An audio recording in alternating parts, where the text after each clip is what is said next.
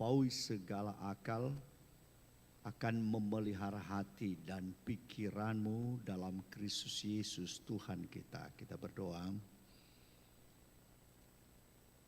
Tuhan, tak seorang pun dapat mengenal Engkau kecuali Engkau sendiri memperkenalkan dan menyatakan dirimu. Dan hanya Roh Allah yang memampukan setiap manusia untuk boleh mengenal penyataan-Mu itu. Karena itu kami tunduk dalam otoritas Roh Kudus. Mari nyatakanlah Engkau Bapa kepada setiap kami. Dalam nama Tuhan Yesus kami berdoa. Amin.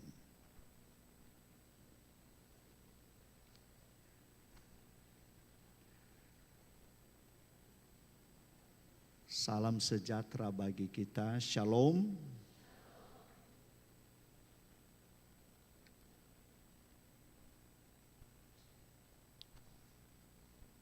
Mari kita mendengarkan sabda Tuhan dari Injil Yohanes pasal 10 ayat 11 sampai 18.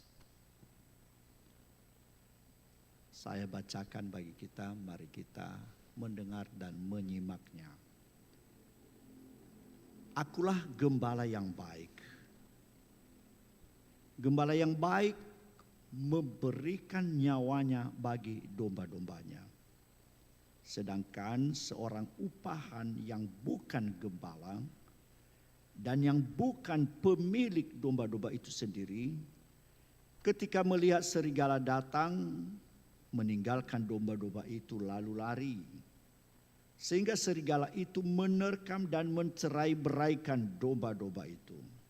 Ia lari karena ia seorang upahan dan tidak memperhatikan domba-domba itu. Akulah gembala yang baik dan aku mengenal domba-dombaku dan domba-dombaku mengenal aku. Sama seperti Bapa mengenal aku dan aku mengenal Bapa, dan aku memberikan nyawaku bagi domba-dombaku. Ada lagi padaku domba-domba lain yang bukan dari kandang ini. Domba-domba itu harus kutuntun juga, dan mereka akan mendengarkan suaraku, dan mereka akan menjadi satu kawanan dengan satu gembala. Bapa mengasihi aku, oleh karena aku memberikan nyawaku untuk menerimanya kembali. Tidak seorang pun mengambilnya daripadaku, melainkan aku memberikannya menurut kehendakku sendiri. Aku berkuasa memberikannya dan berkuasa mengambilnya kembali. Inilah tugas yang kuterima dari Bapakku. Sejauh demikian pembacaan firman Tuhan. Sekali lagi kami sapa kita semua. Shalom. Apa kabar di pagi hari ini? Aduh, kurang semangat ya. Mendengar itu saja Pak Pendeta sudah lemas. Ada apa yang terjadi? Apa kabar pagi ini? Tepuk tangan yang meriah untuk Tuhan Yesus. Sekuat tenaga, tepuk tangan.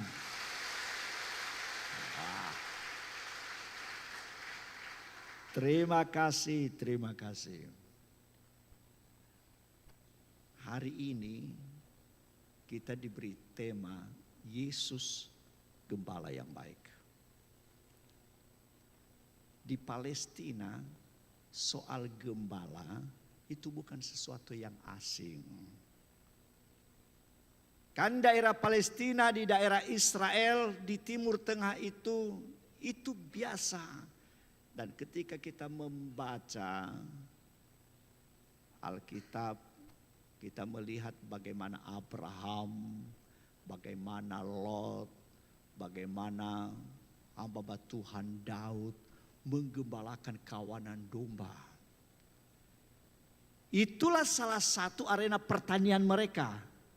Mereka menggembalakan, itu pekerjaan petani bagi mereka. Tak asing lagi bagi kita, dulu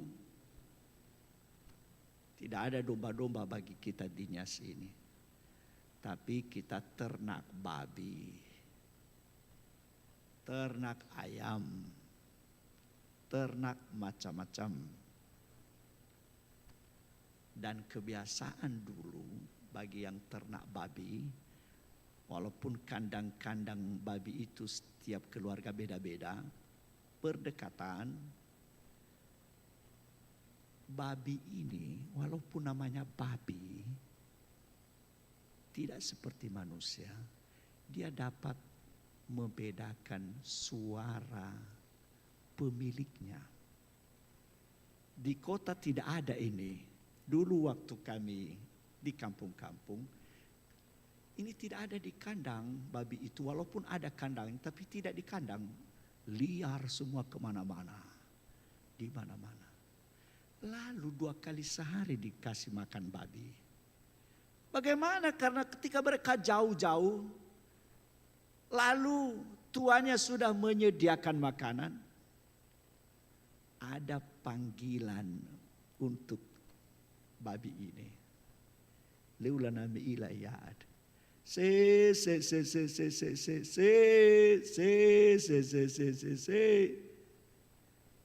Batohare mana datang saja babinya nanti dari hutan-hutan.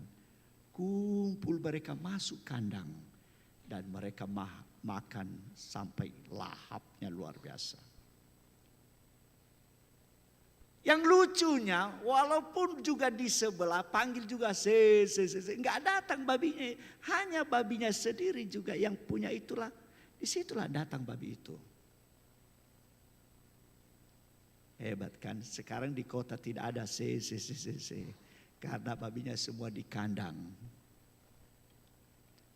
Ayamnya juga begitu. Ya Ibu Nagawati ya, memanggil ayamnya nggak tahulah kalau beda-beda di tempat. Datang sendiri ayamnya. Ayam orang nggak mau datang.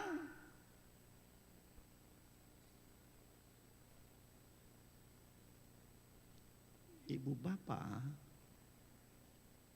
ada hubungan gembalanya atau pemiliknya dengan ternak itu. Hubungannya sangat dekat. Mengapa mereka bisa tandai suaranya? Ini pertanyaan.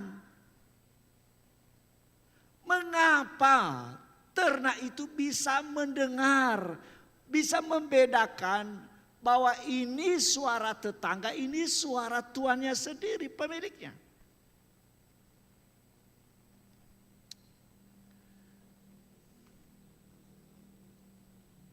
Apalagi kalau anjing dikasih nama. Ada yang hitam, ada namanya putih. Hitam. Nggak datang anjing lain, hanya anjing hitam. Benar atau betul ini? Kenapa senyum-senyum? Luar biasa. Kalau sendiri itu binatang bisa mengerti, bisa membedakan siapa pemiliknya, apalagi mestinya manusia. Di Palestina itu dulu tidak ada kandang, tapi ada di gua-gua.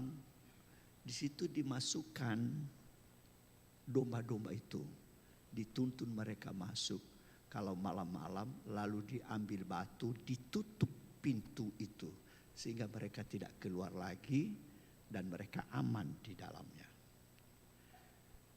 Dan gembala itu ditulis, sudah dibuat nama-nama mereka.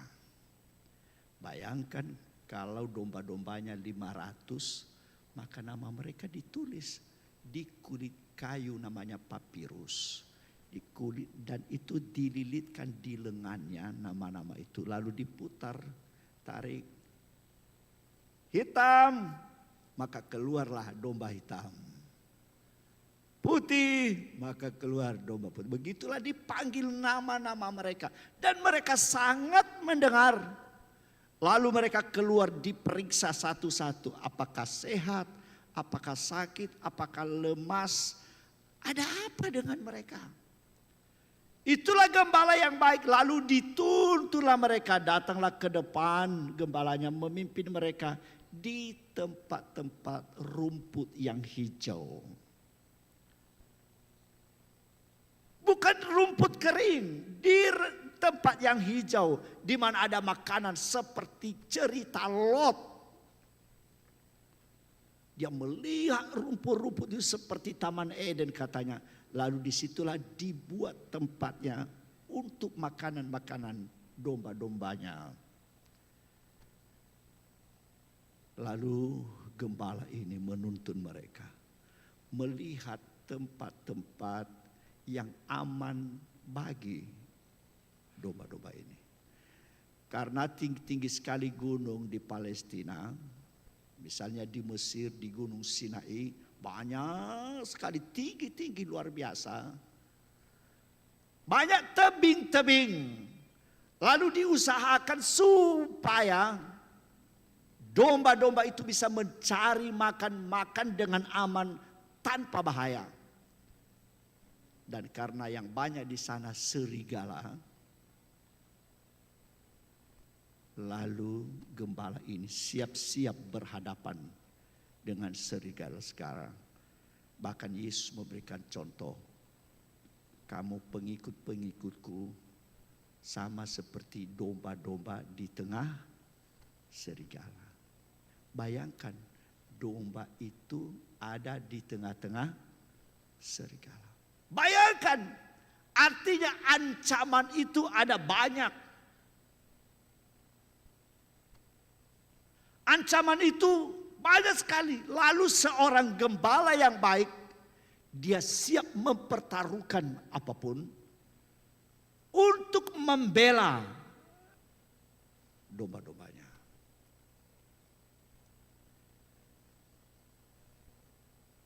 Mazmur 23 bacaan pertama itu Mazmur Daud.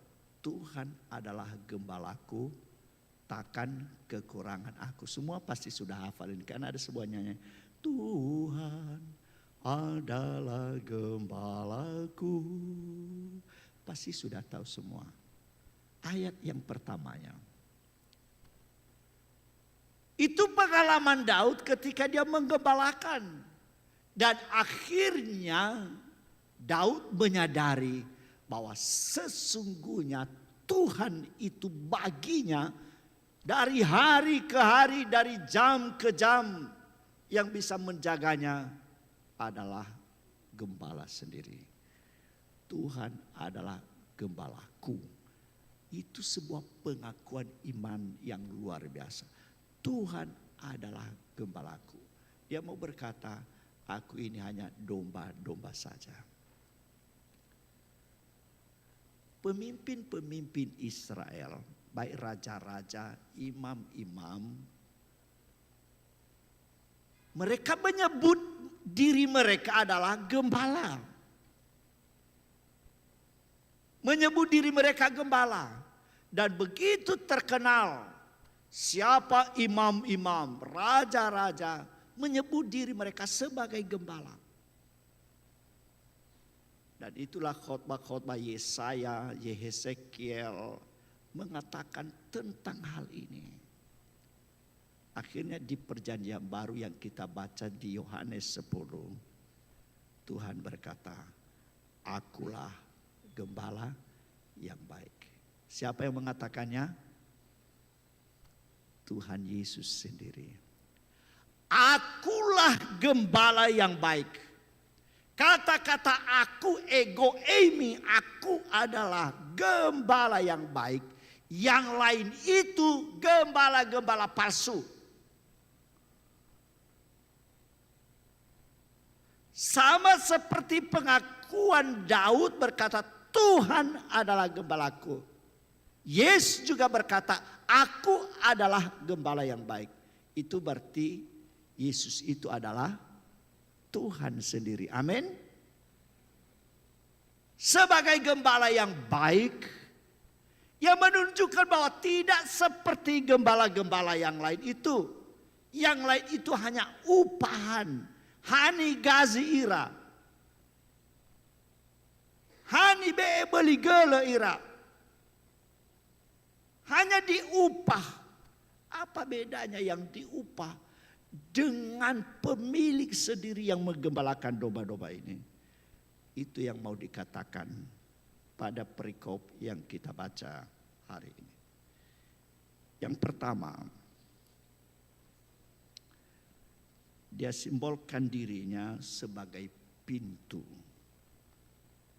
Ayat yang ke-7 dikatakan, maka kata Yesus sekali lagi, aku berkata kepadamu, sesungguhnya akulah pintu ke domba-domba itu.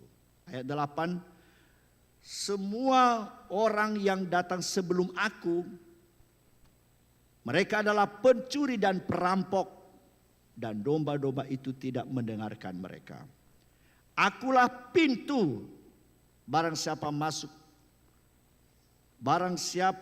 masuk melalui aku, ia akan selamat, dan ia akan selamat, dan ia akan masuk dan keluar dan menemukan padang rumput. Pencuri datang hanya untuk mencuri dan membunuh dan membinasakan. Aku datang supaya mereka mempunyai hidup dan mempunyainya dalam segala kelimpahan. Kata-kata Tuhan di sini, akulah pintu. Tidak ada pintu yang bisa aman keluar masuk kecuali Tuhan Yesus. Hanya melalui Yesuslah mereka selamat. Ini kata-kata ini. Dan Tuhan katakan, akulah jalan dan kebenaran dan hidup. Tidak ada seorang pun yang datang kepada Bapa kalau tidak melalui aku. Kata-kata akulah pintu, tidak ada pintu yang bisa membawa keselamatan kecuali Yesus sendiri. Disinilah tempat aman. Di tempat di mana ada Yesus, itu adalah jaminan bahwa kita bisa menemukan rumput yang benar-benar. Rumput hijau yang membawa selamat, kehidupan.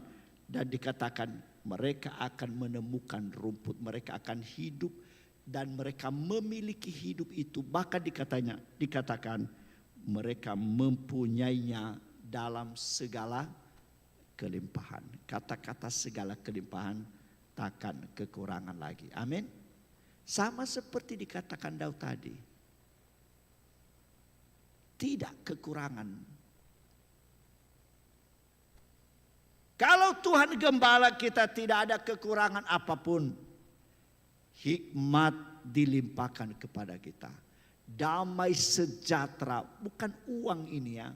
Bukan harta yang dimaksud. Tapi damai sejahtera, sukacita, ketenangan hidup dianugerahkan semuanya ada di dalam Tuhan Yesus. Hanya ketika kita menemukan pintu itu, melewati pintu itu. Semua orang yang melewati pintu itu, mereka selamat. Ayat 9 tadi. Barang siapa masuk melalui aku, ia akan selamat.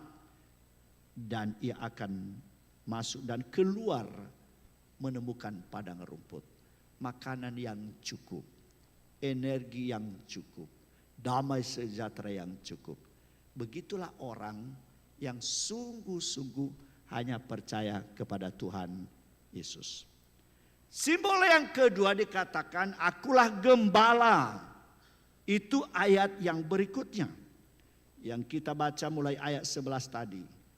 Akulah gembala. Gembala yang benar itu bukan mencari selamat, tetapi memberi keselamatan. Sekali lagi, bukan mencari selamat, tetapi memberi keselamatan. Beda. Orang yang upahan, hani gazi ia, ketika bertemu dengan serigala, ia lari. Ia mencari selamat. Kalau Yesus tidak seperti itu. Justru dia memberi keselamatan. Ia memberikan nyawanya, membela domba-dombanya. Sangat jauh sekali bedanya. Orang upahan daripada matedo. Akan mati-mati ira bata. Aku yang penting bisa mendapat gaji. Aku bisa mendapat penghargaan. Aku bisa disanjung-sanjung. Tapi ketika bahaya, sudah.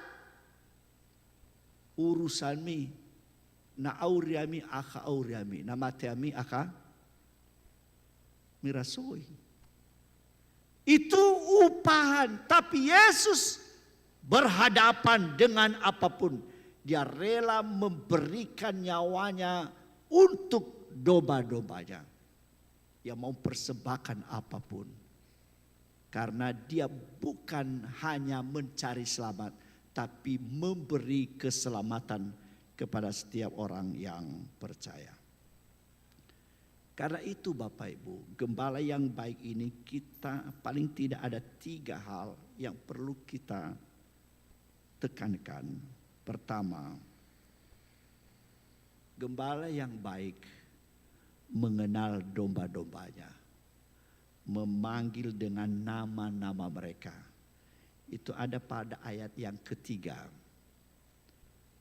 Gembala yang baik mengenal siapa domba-dombanya. Memanggil dengan nama-nama mereka. Memperhatikan mereka. Wah, benar-benar hanya Tuhan Yesus ini. Ini dibaratkan tadi nama-nama dombanya ada semua di tangannya, dililitkan di situ.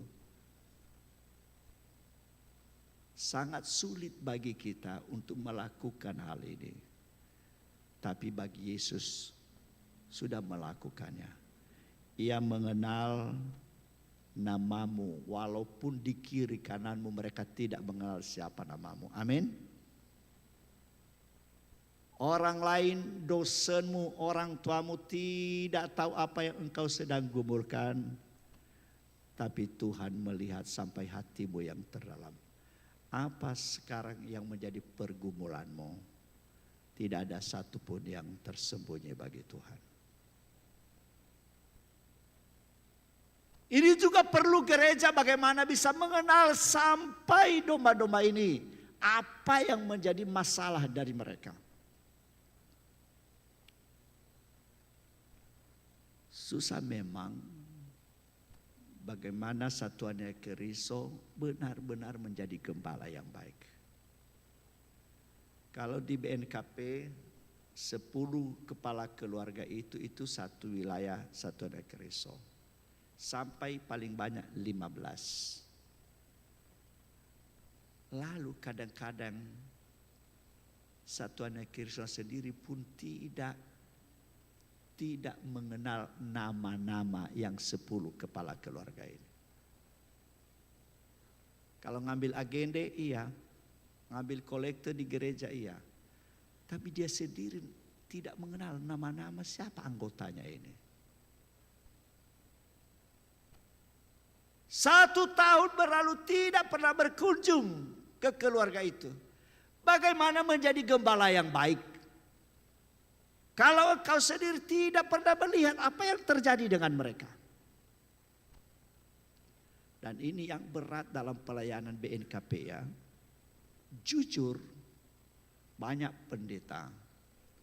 Banyak sekali satuan Keriso kita di Hosiana 33. Kalau di BNKP kota hampir 150 orang satuan Keriso. Tapi pertanyaannya, apakah mereka mengenal domba-dombanya, yaitu warga jemaat di lingkungannya sendiri?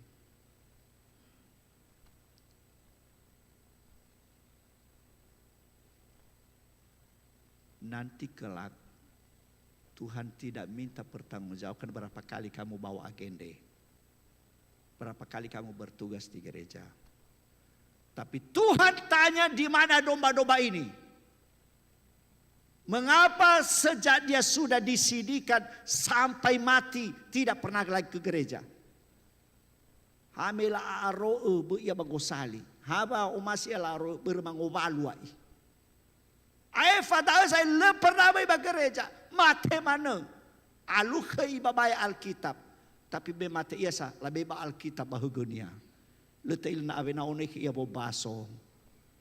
Nano mate ia. Le pernah ibabaya refa Yesu me auria. Tapi refa Yesu bade si sowa dia me mate. Iru ginolako ia desa. Labe gui refa yau bale batunia. Ule mamati si aini hada.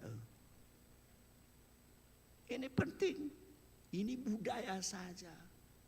Tuhan tidak tanyakan hanya sekilebatnya malah.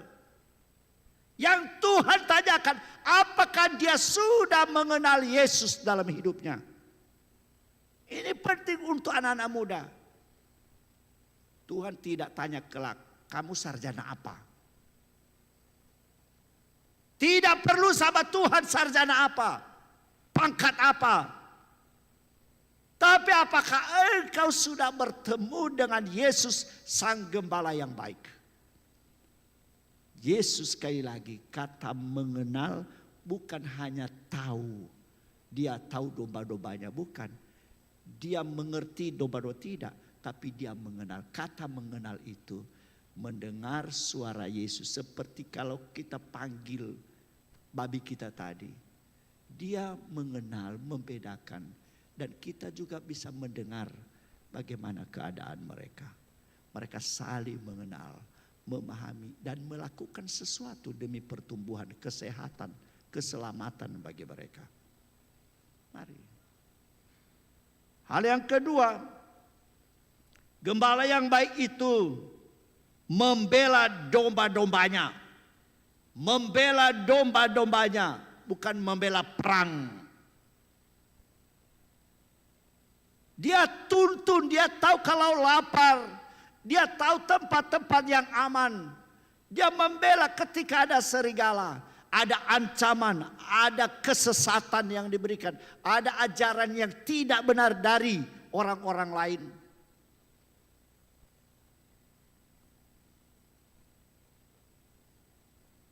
Bahkan dia memberi waktu untuk istirahat. Bukan justru mengambil keuntungan pada domba-dombanya. Upahan mencari keuntungan kepada domba-domba ini. Yang benar seorang gembala yang baik apapun dipertaruhkan untuk membela domba-dombanya. Ini penting bagi kita. Siapakah gembala ini? Bagi gereja saat ini, pendeta. Bagi gereja saat ini, satuannya Kristus. Bagi gereja saat ini, bapak, ibu, kepala keluarga. Bagi setiap kita, kita adalah gembala bagi sesama kita. Itu baru benar. Mahasiswa gembala bagi kawannya satu kos. Gembala bagi kawannya satu kelas. Kita bisa saling menggembalakan satu dengan lain. Kita mengingatkan bahaya. Ketika dia kelaparan, ayo bagi. Ini uang 10.000 lagi. Yang penting bisa kita makan hari ini. Itu gembala yang baik. Aku tahu kalau 10.000 ini aku bisa kenyang hari ini. Tapi kawanku sudah 1 hari belum makan. Apakah 10 hari ini bisa dibagi? Pasti bisa.